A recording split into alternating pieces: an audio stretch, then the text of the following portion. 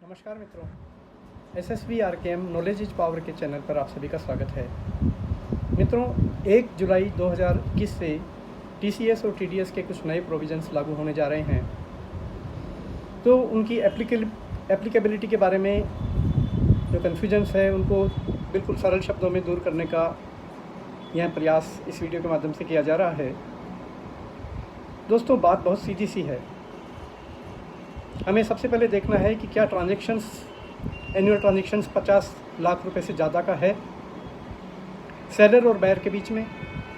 यदि annual transactions 50 lakh से ज़्यादा का नहीं है तो ये दोनों सेक्शंस 194Q और 206C1H लागू नहीं होंगे।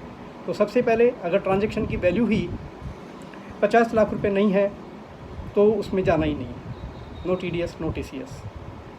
नंबर 2, ट्रांजैक्शंस की वैल्यू तो 50 लाख से ज़्यादा है, लेकिन न तो सेलर का टर्नओवर और न ही बायर का टर्नओवर 10 करोड़ रुपए को क्रॉस कर रहा है, तो उस केस में भी ये प्रोविजंस लागू नहीं होंगे।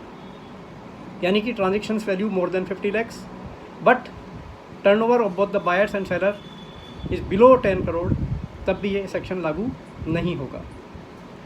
नंबर 3, बायर का टर्नओवर देखिए। बायर का टर्नओवर यदि 10 करोड़ से ज़्यादा है तो सेक्शन 194Q लागू होगा, भले ही सेलर का टर्नओवर 10 करोड़ से ज़्यादा हो या सेलर का टर्नओवर 10 करोड़ से कम हो। तो आपको सिर्फ ये देखना है बायर का टर्नओवर कितना है।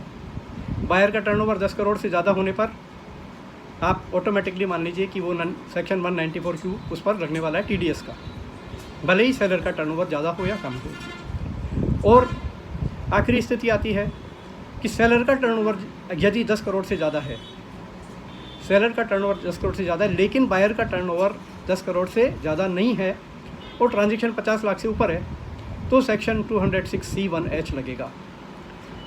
सेलर का टर्नओवर 10 करोड़ से ज़्यादा होने पर और बायर का टर्नओवर 10 करोड़ से कम होने पर ट्रांजैक्शन वैल्यू 50 लाख यदि है तो सेक्शन 206C1H।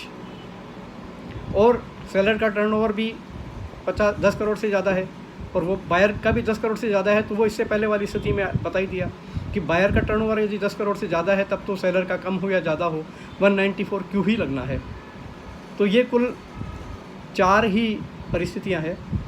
यदि ट्रांजैक्शंस 50 लाख से ज़्यादा नहीं है, नोट एप्लीकेबल।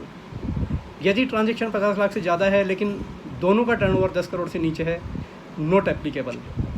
यदि बायर का टर्नओवर 10 करोड़ से ऊपर है और ट्रांजैक्शन 50 लाख से ऊपर है तो 194Q, और यदि सेलर का टर्नओवर 10 करोड़ से ऊपर है लेकिन बायर का टर्नओवर 10 करोड़ से नीचे है और ट्रांजैक्शन वैल्यू 50 लाख से ज़्यादा है तो 206C1H।